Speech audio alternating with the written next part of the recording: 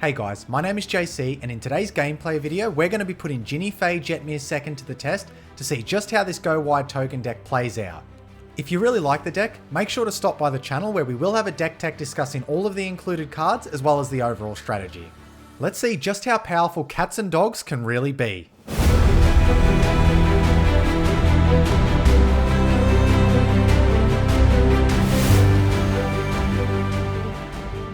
Okay, let's see who we're playing today. We have Akiri, Fearless Voyager.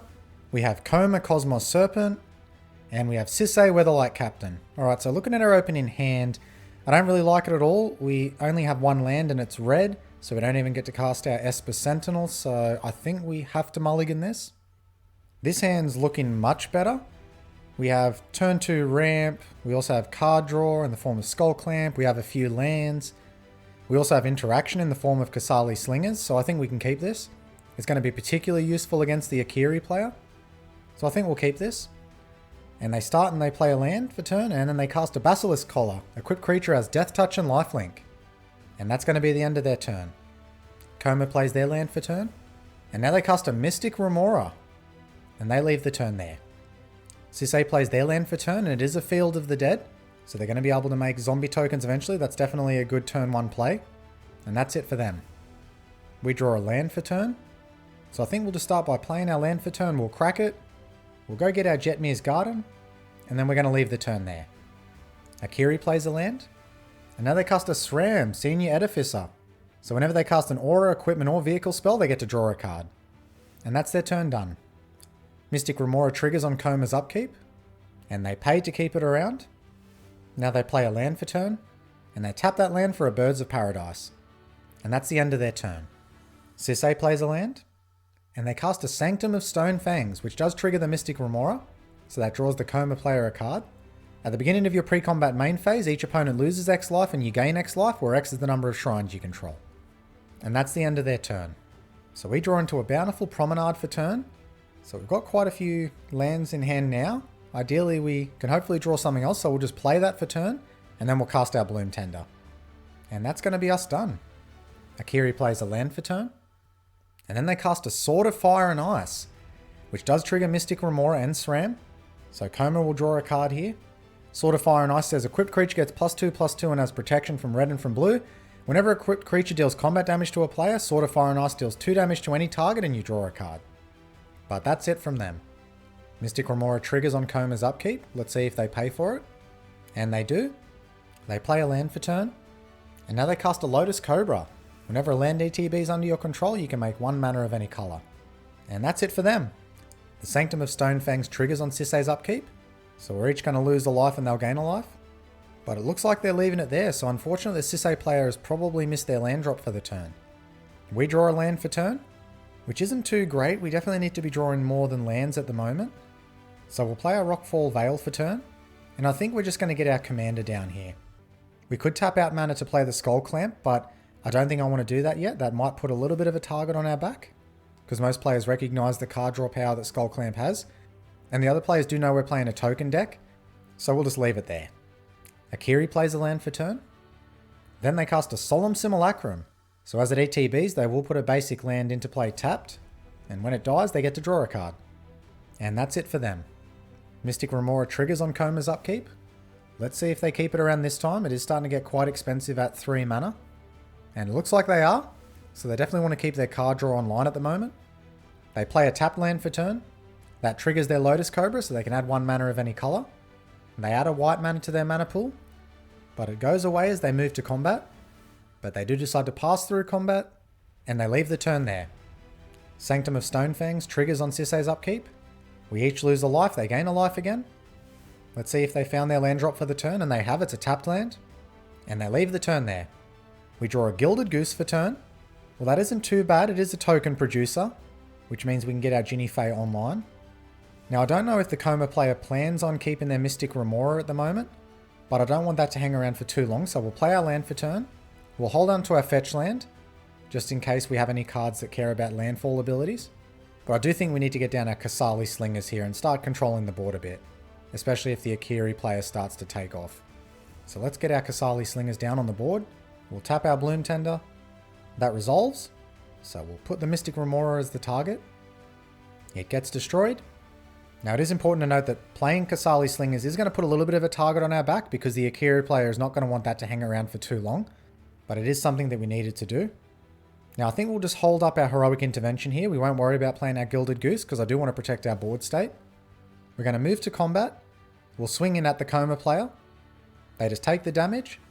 And we're going to end our turn there. Akiri starts by equipping their Solemn Simulacrum with their Sword of Fire and Ice.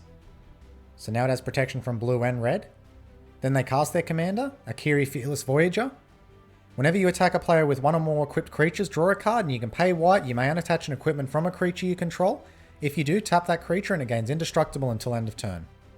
They move to combat and they're sending their Solemn Simulacrum at the Sisay player. That triggers their commander, so they'll draw a card. Now it'll be interesting to see where they actually point the sword trigger, because with their 2 damage they can take out our Bloom Tender.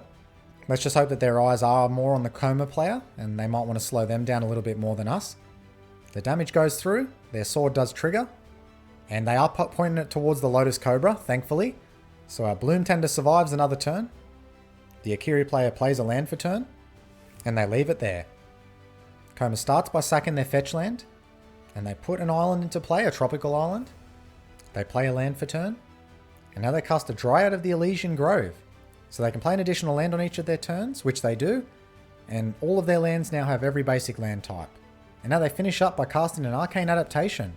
As at ETBs, choose a creature type. Creatures you control are the chosen type in addition to their other types. The same is true for creature spells you control and creature cards you own that aren't on the battlefield. So no doubt they have some tricky stuff that they're going to be doing with their commander with this. And that's their turn done. Sanctum of Stonefang's triggers on Sisay's upkeep. And now they cast a Chromatic Lantern. So lands they control can tap for 1 mana of any colour now, which is very good colour fixing in a 5-colour deck. They also play a land for turn. And then they cast a Farseek to ramp themselves a little more. And that is it for the Sisay player. Alright, let's hope we have a good draw here. And we draw a Gala Greeters. Well, that is pretty good. This is actually quite a strong 2-drop in our deck. So let's start by tapping down our Bloom Tender. And we're going to cast our Gala Greeters. Then we're going to cast our Gilded Goose, so we can trigger our Gala Greeters. So that causes Gala Greeters and Gilded Goose to trigger. We'll create a tap treasure token using Gala Greeters' ability. Gilded Goose is going to make a food token. But we're going to make cat token instead, so we can trigger our Kasali Slingers. Then we're going to use that to target the Arcane Adaptation, because I don't want Koma doing any tricky shenanigans with that. We'll gain 2 life off of Gala Greeters' ability. That goes down. Now we'll make another cat. That triggers our Slingers once again. This time we'll target the Sword of Fire and Ice. Our Gala Greeters triggers, it gets a 1/1 counter. Because we don't want the sword doing any damage to any of our creatures, we want to be able to keep them around, and that 2 damage can be relevant. So now we'll cast our Skull Clamp. I think we can safely get it down now. Then because the Kasali Slingers is probably going to be a target of the table, I'd at least like to equip it with the Skull Clamp, so if it does die, we'll at least draw some cards from it. And then we still have 2 mana up for our Heroic Intervention. We'll play our land for turn. Now we'll move to combat. We'll send our Slingers over at the Sisay player. And we'll also send our commander. They take the damage going down to 32. And we're just going to pass the turn there. Akiri starts by casting Generous Gift, targeting our Kasali Slingers. Well, we could use a Heroic Intervention here to protect it, but to be honest, I think we want to save that for a board wipe, which is going to be far more devastating to us than just losing our Slingers here. So I think we'll actually let that go through. At least we will be able to draw some more cards off of it because our hand is starting to get empty. We will just elect to make the 3/3 Elephant token. That does trigger our Gala Greeters. So we'll make a tap treasure token. We draw 2 cards from Skull Clamp, which is just 2 lands unfortunately. Now we'll replace the treasure token with a 3/1 dog. That triggers Gala Greeters once again, and we'll gain some life, because it seems in this game that life is going to be quite relevant, with a few of the decks that are combat focused, and the Sisay player with that Sanctum of Stonefangs. And now Akiri casts Kazul's Toll Collector. You can pay 0 to attach target equipment you control to it, activate only as a sorcery. So now they have free equips on their equipment for that specific creature, and they do start by equipping their Basilisk Collar to Kazul's. They do, however, pass through combat, and that's the end of their turn. Alright, well we have enough mana now in the Koma player's turn to cast Koma, so let's see if their commander comes down. And then the games truly do begin. Koma is quite a powerful creature, and not only being able to tap down creatures to avoid combat damage, which is going to be very relevant against the Akiri player, but being able to shut off activated abilities can also become surprisingly relevant. A lot of mana's being tapped, so I think we're going to see the commander come down here. And we do. Koma has entered the building. So now we're going to see a Koma's Coil come down every upkeep. And that's it for the Koma player. Koma triggers on Sisay's upkeep. The Sanctum of Stonefangs also triggers. They play a land for turn. And it comes into play untapped, so they lose 2 life. They start their turn by casting Ghost Shintai of Shared Purpose. At the beginning of your end step, you may pay 1. If you do, create a 1/1 colorless spirit creature token for each shrine you control. Now they also cast a Ghost Shintai of Lost Wisdom. At the beginning of your end step, you can pay 1. When you do, target player mills X cards, where X is the number of shrines you control. So the engine's certainly starting up for the Sisay player. Things are starting to get into place here. But nothing too worrying for us at the moment. They move to their end step. They do have 1 mana available, so let's see which shrine they choose to activate. It looks like they're going for the Shared Purpose. So that creates them 3 spirit tokens. Their Lost Wisdom will fizzle. And that's it for their turn. Alright, let's hope for a good draw here. Koma does trigger on our upkeep. And we draw another land, unfortunately. That's not good. We definitely need to be doing something else, because with a Koma on board and the other players are certainly starting to set up their value engine pieces. So we'll play our Ancient Tomb for turn. We'll immediately tap that, and we're going to attach our Skull Clamp to our dog token, see if we can draw something a little bit better. And we draw 2 more lands. Well, at the very least, hopefully we're clearing those lands off the top so that all we'll be hitting is gas in later turns. But look, to be honest, I don't want to wait around too long, so I'm going to tap our Bloom Tender here for mana. And I think we're actually going to have to sack it to our Skull Clamp, because we may not have the time to wait around. So let's sack our Bloom Tender. We draw a land and a Mana Dork. Well, at the very least, we can use that Mana Dork to draw a few more cards, so we'll cast that. That will also trigger our Gala Greeters. We'll make a tap treasure token.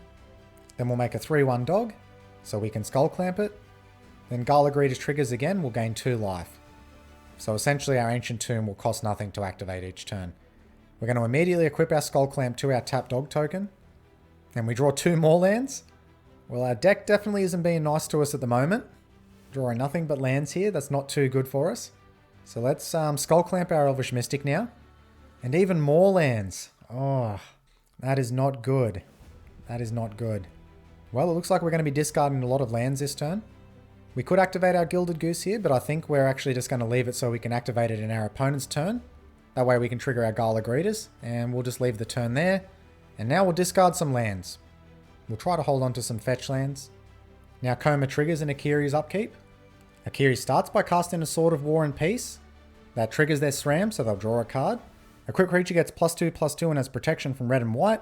When it deals combat damage to a player, it deals damage equal to that number of cards in their hand, and you gain 1 life for each card in your hand. They will be able to equip that immediately. Now they cast a Sword of Truth and Justice, which also triggers their SRAM to draw a card. And so it looks like they start equipping their swords to their Kazul's Toll Collector. So it's going to have protection from nearly every color here, but they don't currently have protection against green, which is very relevant for our deck. It looks like we have a response here from the Koma player, and they cast a Sprout Swarm Convoked. So create a 1/1 green sapling creature token, and because they cast it with buyback, it returns to their hand. So if that Arcane Adaptation had stayed out, that could have been quite a dangerous card. Now they activate their Koma to actually tap down the Kazul's Toll Collector. Well, I'm sure the Akiri player is not going to like that, and that's probably going to draw the attention of the Akiri player to the Koma player, now that they have that ability to essentially nullify their combat step. That forces the Akiri player to just pass through combat, and they end the turn there. Koma triggers on the upkeep. They make another Koma coil. Now they start their turn by casting the Great Henge. It costs X less to cast, where X is the greatest power among creatures you control. Tap it, add 2 green, you gain 2 life. And whenever a non-token creature ETBs under your control, it gains a +1/+1 counter and you draw a card. Now they cast a Scoot Swarm. That is going to draw them a card, and that's quite a dangerous card in their deck. We're meant to be the token deck, but they seem to be doing a better job at the moment of actually going wide. So we're going to have to rectify that, I think. They also cast a Nature's Law, which is going to trigger their Scoot Swarm. So now the swarm truly does begin. We can't let that get too out of control, otherwise that is going to overwhelm the entire board. They just pass through combat, and they end the turn there. Koma triggers on Sisay's upkeep. Sanctum of Stonefangs also triggers. So we're all going to lose 3 life and they'll gain 3 life. They play a land for turn, which does trigger their Field of the Dead. So Field is officially online now, and they make a zombie token. Now we see them cast a Privileged Position. Other permanents you control have hexproof. Well, that's going to be quite the problem. That's going to protect their shrines, and as they accumulate more and more shrines, that will start to overwhelm the table with quite a bit of value. So that's something that we will need to take care of. Would have really loved to have had our Kasali Slingers still out to be able to take care of that. Then they move straight to their end step. Both their shrines trigger on the end step. They pay for their Lost Wisdom. Let's see who they're going to target here. And they target the Akiri player. So they're going to mill 3 cards. And they do notably mill a Godo, Bandit Warlord. So that's actually good to see. Then they do pay for their Shared Purpose. So they make 3 more Spirit Tokens. And that's going to be their turn done. Now on their end step, we're going to activate our Gilded Goose here. We'll create a food token, which will convert into a dog token. That triggers Gala Greeters. We'll make a tap treasure token, which we're also going to convert into a dog. And then we'll gain 2 life from the Gala Greeters. Alright, and as we move to our turn, let's hope we draw something besides a land, because we're starting to get a little flooded here. And our Heroic Intervention in our hand isn't going to be the thing that's going to help us progress our game plan forward. Koma triggers on our upkeep. We draw a Camaraderie. Well, that's good. That's quite a bit of card draw and a bit of life gain if we need it. We won't worry about going to combat this turn. We don't have very many good attacks anyway. We'll play our land. Then we're going to tap down our Ancient Tomb. And we're actually going to start clamping our dogs here. I don't want to use the Camaraderie just yet. We draw a land and Warstorm Surge. Well, that's a very strong finisher. So that will be good to have. But we need to draw into more of our heavy token makers. That's what we really need to get ahead. So let's clamp our other dog. And unfortunately, 2 more lands again. I'm going to activate the Gilded Goose here because I don't want to wait on our opponent's turn to be able to activate it and get value. I think we need to draw the cards we need to get into the game a little bit more. So we'll make a tap treasure token from our Gala Greeters, which will turn into a dog. We'll gain 2 life from Gala Greeter's second ability. And let's start clamping these dog tokens and filtering through our cards. If we can set our hand up here where we have some really big bomb cards in play, then when it gets to our next turn, we should be able to hopefully start to get really far ahead if we draw something good. And we draw a land in an Eternal Witness. Well, the Eternal Witness is good, especially with our Kasali Slingers in our graveyard. But it's still not the big token maker that we want, so let's clamp this other dog. Well, now we're talking. We draw a Cryptolith Rite and a Tireless Tracker. Well, the Cryptolith Rite is what we definitely want to play here, because now all our creatures become mana dorks that can tap for 1 mana of any colour. And with some of these higher mana value cards in our hand, it's going to make it a lot easier to get them down. So what we'll do, we'll also cast our Tireless Tracker, get that on the field, so we can start making use of all these lands in our hand. That triggers Gala Greeter, so it'll gain a 1/1 counter. And then we'll have enough mana to hold up our Heroic Intervention and protect our board state. So let's just leave the turn there. Now we have to go to discard, so we're definitely going to get rid of quite a few lands here. We'll try to hold on to at least some of our fetches for our Tireless Tracker. Now Koma triggers on Akiri's upkeep. And already the Koma players accumulated quite a few Koma coils there. Akiri starts their turn by casting Vance's Blasting Cannons. At the beginning of your upkeep, exile the top card of your library. If it's a non-land card, you may cast that card this turn. Whenever you cast your 3rd spell in a turn, you can transform it, and it becomes Spitfire Bastion, where they can Lightning Bolt a creature if they pay 3 mana and tap it. Now they also cast a Vandal Blast, targeting the Great Henge of the Koma player. Well, that's really good to see. We don't want that Great Henge to last, because the Koma player only has 3 cards in hand, and the Great Henge is very easily a card that can fill your hand right back up again, and buff your creatures as well. Then they follow that up with casting the Swords to Plowshares, targeting Koma. And that will allow their Vance's Blasting Cannons to flip over and transform into the land. Well, the Akiri player is certainly doing a lot of work to shut down the Koma player, and we appreciate it because they were starting to barrel very far ahead here. Koma's just such a powerful commander that it can easily run away with the game, especially if it lasts on the board. In response, they convoke their Sprout Swarm, so getting more bodies onto the battlefield. Akiri's land flips over, and Koma returns to the command zone. Now they cast a Goblin Welder. Tap, choose target artifact a player controls and target artifact card in that player's graveyard. If both targets are still legal as this ability resolves, that player simultaneously sacrifices the artifact and returns the artifact card to the battlefield. So we'll definitely have to keep an eye on the Akiri player's graveyard. That Goblin can do some work in that deck. Now let's see if the Akiri player attacks here. With Koma gone, they do have free reign in who they want to attack. And they do swing their creature over at the Koma player. That triggers their commander, so they draw a card. Koma blocks with a Saprolin token. Then they cast their Sprout Swarm, again convoked, in response to blocks. Now damage goes through and the Saprolin token dies. But that does importantly prevent all of the sword triggers from going off for the Akiri player. Now they play a land and sack it immediately to put a basic land into play. And they find a plains, and then they end the turn there. Koma starts their turn by casting a Rampaging Baloths. A 6/6 whenever a land ETB is under their control, they get to make a 4/4 beast token. Now they do immediately play a land which triggers their Scoot Swarms and their Rampaging Baloths. So they make a 4/4, and then their Scoots multiply again. They move to combat. Let's see if they swing in with anything. They don't, and they just pass right through combat. And then they end the turn there. The Sanctum of Stone Fangs triggers on the Sisay player's upkeep. So we each lose 3 life and they gain 3 life again. Now they play a land for turn.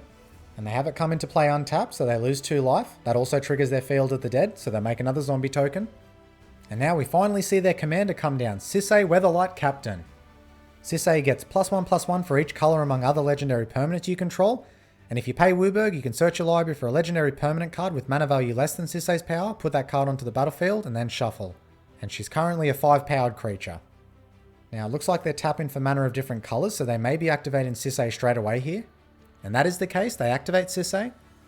And it looks like they put a Zur the Enchanter into play. Whenever Zur attacks, you may search your library for an enchantment card with mana value 3 or less, put it onto the battlefield and shuffle.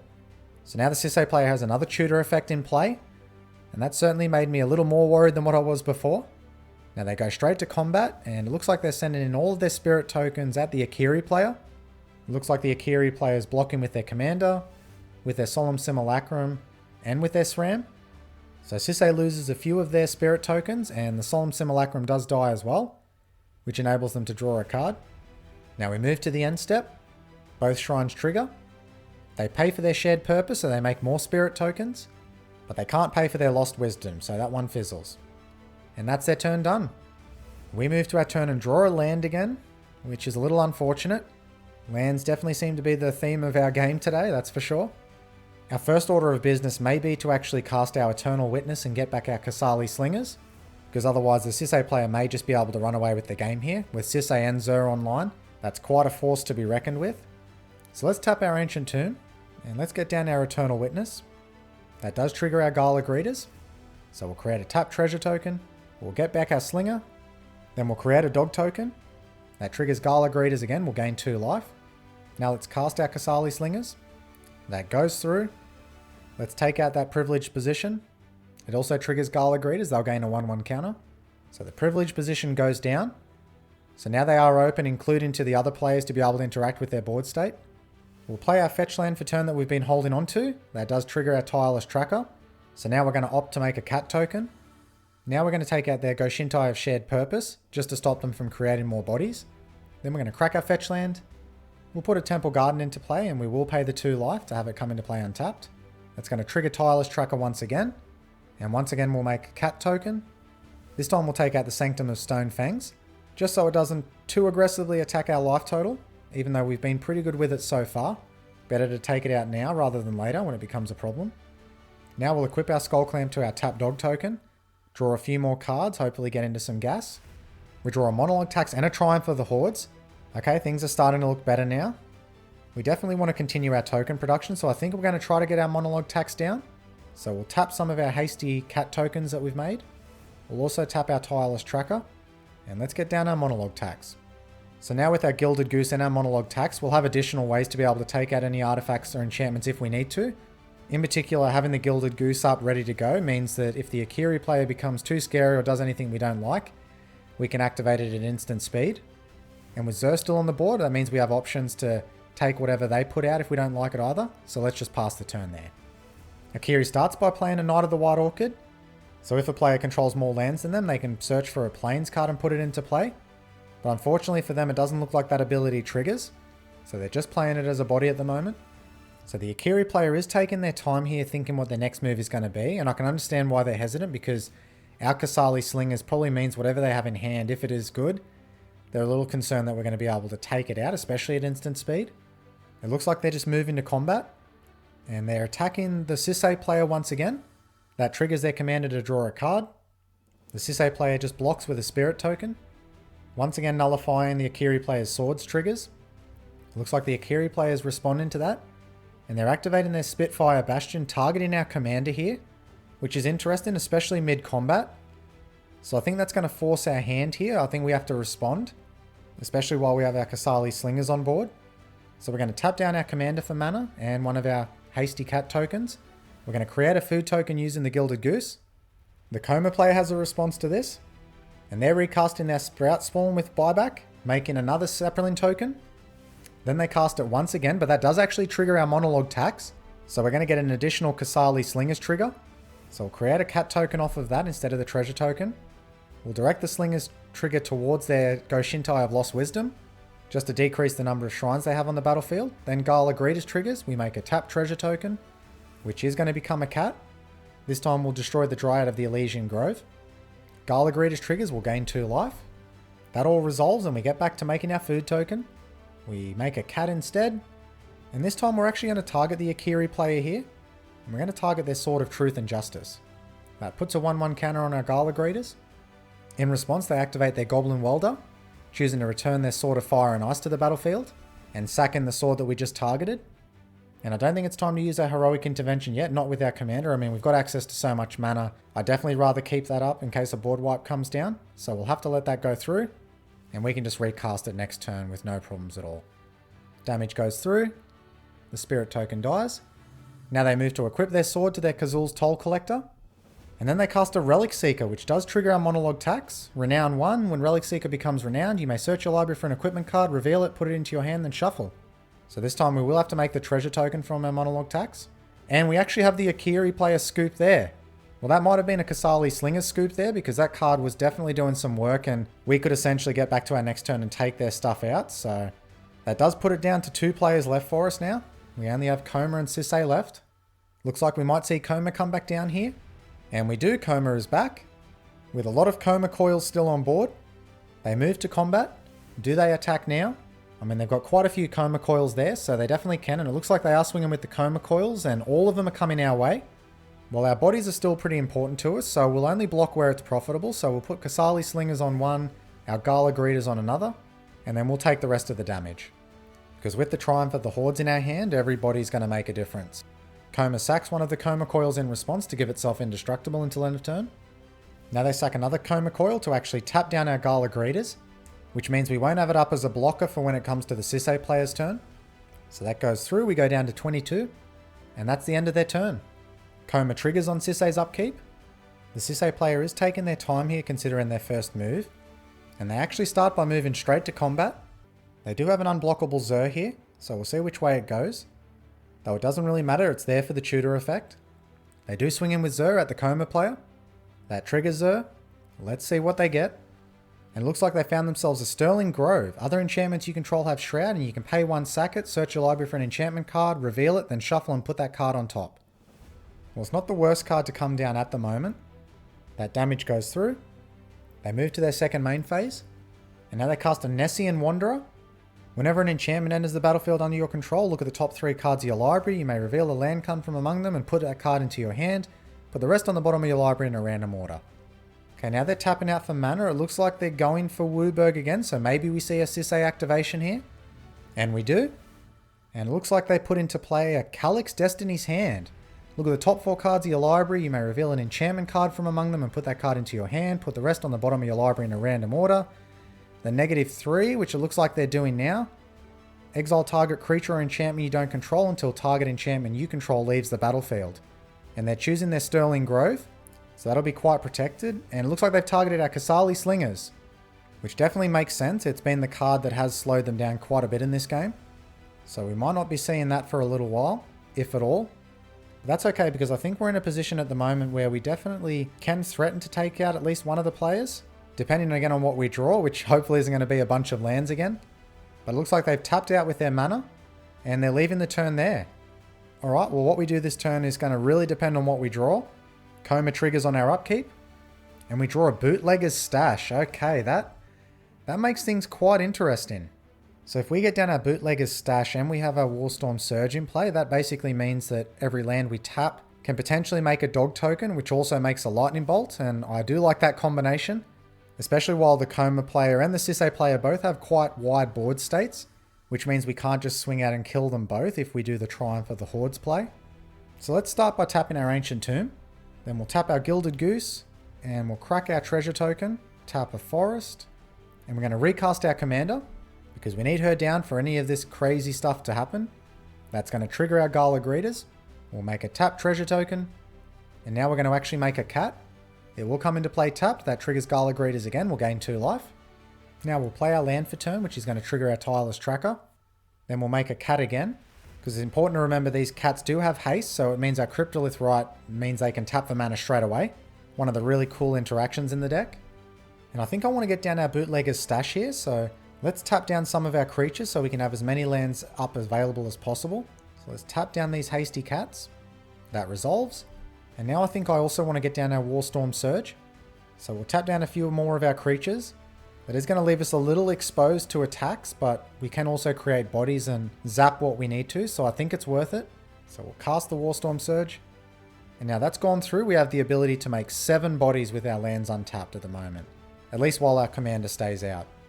Now I do think I actually want to activate this while our opponents are tapped out. So let's start putting these cards to use. Let's make a treasure token.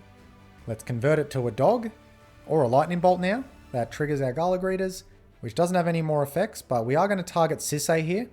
We need to get her off the field ASAP. So we hit her once, we'll do the same thing again. So that will take Sisay out. Then we're also going to take out the Rampaging Balos. It looks like Koma has a response. And it's our good friend the Sprout Swarm once again, being cast for its buyback cost, making some more bodies. But the Balos does go down. And now we've taken those 2 out, I think we can just stay there with our 3 untapped lands and basically respond to whatever happens between now and our next turn. Our opponents only having 3 cards and 2 cards respectively means that I'm feeling like we're in a pretty good position. We've got Protection, a Game Ender in our hand, and Card Draw if we really need it. Koma triggers on their upkeep. They make another Koma Coil. They start their turn by casting a Rite of Replication targeting our commander, interestingly. I'm not too sure what they could do with that that's going to be anything game ending, so I don't think we want to use the Heroic Intervention here. So we'll let that through and hopefully we're not missing anything.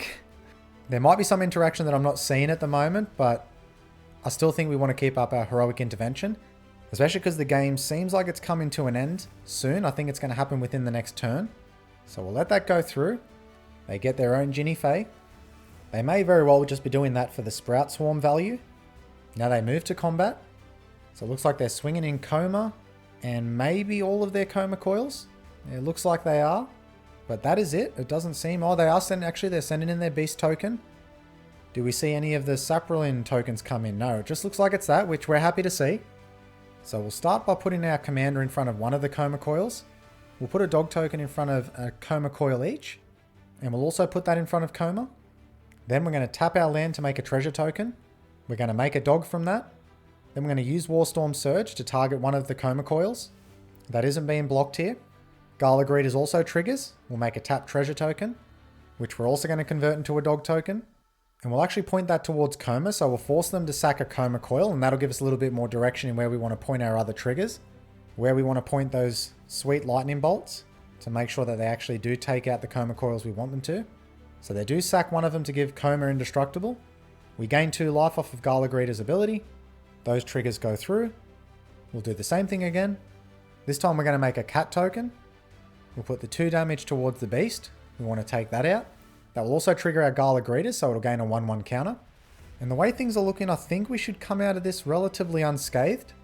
We're actually going to put that damage towards Zur, because I don't want the Sisay player untapping with another tutor. I think if we take out Zur here, the Sisay player isn't going to be in too much of a threatening position. So we'll use our last land, make a treasure, convert it to a cat, and then take out Zur. And now we can actually use those cats that we just made to cast our Heroic Intervention, so we can actually keep all of these dog tokens and our commander alive. Now we really got to hope that the Koma player doesn't have any interaction here, but it looks like they don't, so that does go through. So it's looking pretty good for us at the moment. If we get to our next turn and the Sisay player doesn't do anything, I think we've got the game. So we go down to 17 life, which is definitely more than enough to protect us from the Sisay player, and that's the end of their turn. Koma triggers on Sisay's upkeep. They have a Jinnie Fay trigger, but I think they'll want to keep the Koma Coil, and they do. They play a land for turn, which triggers their Field of the Dead. So they make another 2/2 zombie token. Now they activate their Planeswalker, Calyx Destiny's Hand, to look at the top 4 cards of their library. Let's see if they can find an enchantment amongst all of that. And it looks like they whiff on that trigger, unfortunately. So with 2 cards in hand and their commander currently in the command zone, it's going to be fairly limited what they're going to be able to do this turn. But let's see what they've got. So they do recast their commander here. And it looks like they'll have exactly enough mana for 1 activation off Sisay, and she comes in with 4 power. And I think they're going to activate her immediately. Or perhaps not, they're not tapping for Wooburg it looks like. So they might have something else for us. And that is a Sphere of Safety. Well, that's not something that we wanted to see. That does trigger our monologue tax. Creatures can't attack you or planeswalkers you control unless their controller pays X for each of those creatures, where X is the number of enchantments you control. Now we can choose to replace that treasure token, which we will. We'll make another 3/1 dog. Well, now they've got the Sphere of Safety in play, I think we have to start going to face. So we'll make a tap treasure token with our Gala Greeters. We'll turn that into a dog, and then we'll put that 6 damage straight towards the Sisay player's face. We'll also gain 2 life off our Gala Greeters. So we take Sisay down to 29 life. That Sphere of Safety does resolve. It also triggers their Nessian Wanderer. Let's see if they get anything off that. And it seems that they whiff again, unfortunately. Now they move to combat, but I doubt that they're going to be swinging in. They may, but even if they do, we'll probably just take the damage, because we can certainly survive it. Our Gala Greeters has certainly done a good job of keeping our life total healthy. If we didn't have that in play from such an early point in the game, I think we would have been a lot lower, and we may have had to play this out a bit differently. But they just move through combat and go to their end step. Alright, let's see what we draw for turn. Koma triggers on our upkeep. Their Jinnie Fay also triggers. But they'll just make a Koma coil here, and we draw into an Akroma's Will. Well, that is a great top deck there. That should definitely get it done. Between casting Akroma's Will and Triumph of the Hordes, our opponents are pretty much going to be dead in the water here. And we also have Warstorm Surge and Bootlegger's Stash as a backup, because from the looks of it, we have enough lands. So we'll play a land for turn. That'll trigger Tireless Tracker. We'll play it safe. That triggers our Gala Greeters, so we will make a tap treasure token, which of course is going to become a dog. And we're just going to put it straight at the Sisay player's face. We'll do the same with the Gala Greeters trigger. Then we'll gain 2 life from the Gala Greeters. That takes Sisay down to 23. And I think just to play it safe, we'll actually start tapping our lands here, making dog tokens and taking out the Sisay player. Because if there are any tricks, I feel out of both players that we can definitely take the Koma player better than we can take the Sisay player. Gala Greeters will get a 1/1 counter. We'll do the same again. And then we'll just repeat the process. I'll try to speed it along for you guys, just so you don't have to watch it all. Oh no, and unfortunately in my haste there, trying to get it done a little bit quicker, I did accidentally hit skipping through our main phase, so we've moved to attack phase. But hopefully it shouldn't matter if we just cast Akroma's Will here and they don't have an answer. It should be enough to get the job done anyway. We can just swing out and take the Koma player out and then use the rest of our treasure token making lands to kill the Sisay player. So I think we should still be alright. It's just really going to depend if this Akroma's Will actually resolves. So let's send what we can in at the Koma player. And I really love the fact about these dog tokens that though we are swinging in, that they do have vigilance. So whatever happens, we will have them up as blockers if the game does go on after this turn. Now importantly, because these dog tokens do have vigilance, we can actually use them to tap for mana. So we'll do that now. We'll use them to tap for our Akroma's Will. And let's keep our fingers crossed that this goes through. Because if it does, then that'll be the Koma player down, and then we should be able to take the Sisay player out. The Koma player does have a response here. They sack one of their Serpents to actually tap down our Gilded Goose. Well, that's not too much of a problem. We'll allow that to go through. Now they also sack another Koma coil to tap down our... It looks like our Skull Clamps, so they might just be having a little bit of fun on the way out. And now they also sack another Koma coil, but I actually missed what they tapped down there. It may have been our Jetmir's Garden. And then they sack another Koma's coil to attempt to tap down our land. So this time we will actually respond to it. We'll make another dog. And like we said earlier, we'll send that straight towards the Sisay player's face. Now our Akroma's Will does resolve. So it looks like this is going to be the end for the Koma player. And it should put our life total back up to a fairly healthy amount. And that takes the Koma player out of the game. We go from 21 to 84 life. So I think now it's just the Sisay player left. We can make a few more dog tokens with our lands and take their life total to 0. And we'll make our last dog token. Send the last Warstorm Surge trigger towards their face. And that is the game done. Well, let's go to the review and discuss what happened. Well, that game was a longer one and quite a bit did happen, but I want to firstly start by saying that every deck did get to do its thing, and even though some decks did do their thing better than others, it was nice to have a game where no player was really out of it. The Koma player had a strong start, and they were able to keep Koma and its coils on board for a significant portion of the game. But they weren't able to close out the game, and I think this was largely due to having no card advantage engines online. The Sisay player had a slower start, but they soon quickly rectified this, developing a strong board state of shrines. It was only thanks to our Kasali Slingers that we were able to keep them in check, and though they did get scary at one point with their Sisay and Zur on board, we were lucky enough to find our game finishing pieces just in time to be able to shut them down when we needed.